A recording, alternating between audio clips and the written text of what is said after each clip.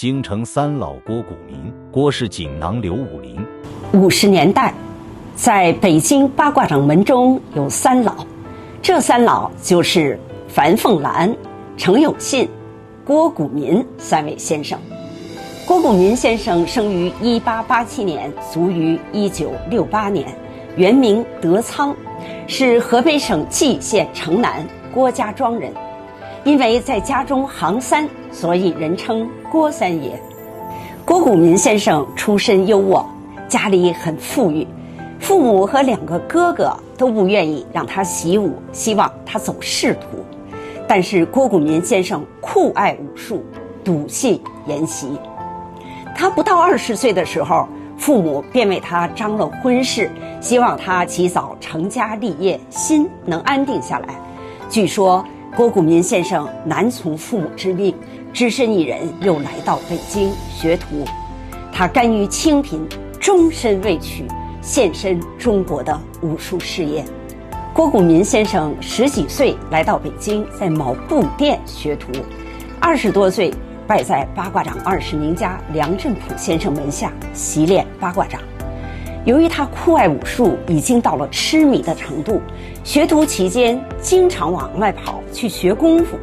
掌柜子不乐意，就指责他说：“你到底是学徒还是学武？”郭先生性格耿直，索性不干了。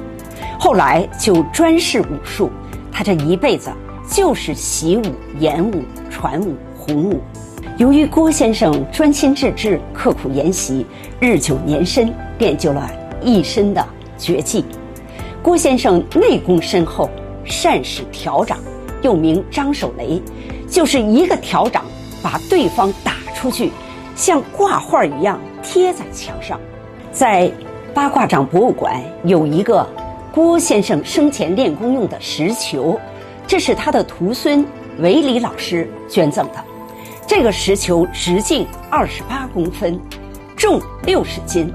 当年郭先生就用这个石球来练功力，可见当年人们练功的刻苦程度。郭鼓民先生待人和蔼慈祥，谦虚谨慎。他团结武林，没有门户之见，和八卦掌各支系的门人走动频繁，关系甚好。其中以八卦掌30名家金增启先生走动尤为频繁。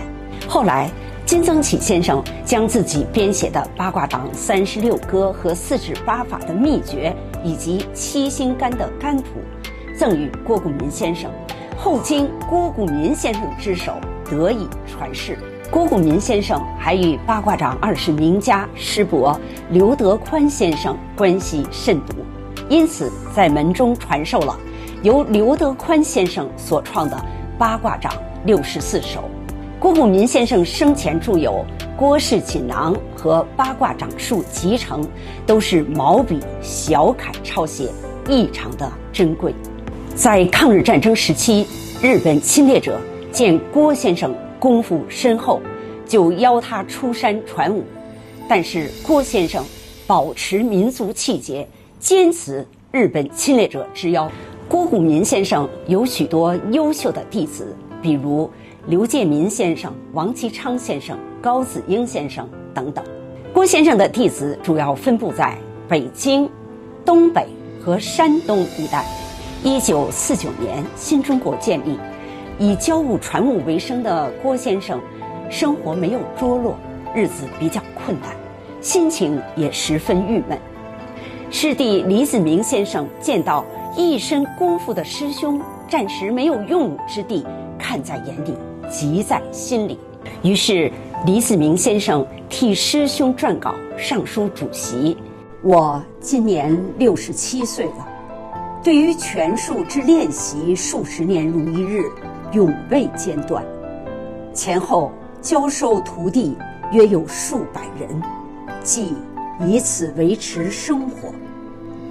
我所学的这点艺术，愿贡献给国家，传授给人民，无论男女老幼均可学习，不但能健强身体，且可去除疾病。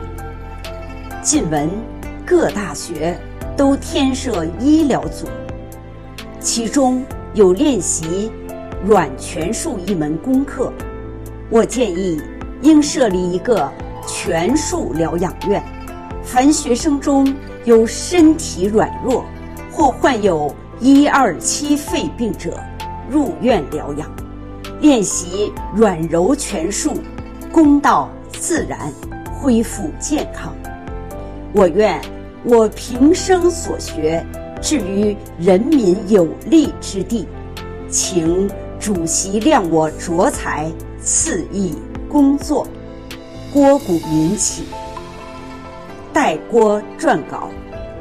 这封代郭撰稿致主席的信抄录在李子明先生50年代初的笔记本中，也是我们八卦掌博物馆的一件文物，字里行间展现出他对师兄生活的焦虑以及传武的重要性。后来郭鼓民先生不仅在民间传武，还在北京师范大学任武术教师。1966年，传统武术处于停滞状态，郭鼓民先生无法再像往常一样传授武术。1968年，在北京师范大学逝世。李子明先生生前经常这样说：师徒如父子，兄弟如手足。1981年，80多岁的李子明先生亲自率领师侄郭鼓民先生的弟子和自己的弟子，将郭鼓民先生的遗骨安放在北京万安公墓，供后学瞻仰，也表达了自己与师兄郭鼓民先生的手足之情。下一集继续为您播讲八卦掌的故事。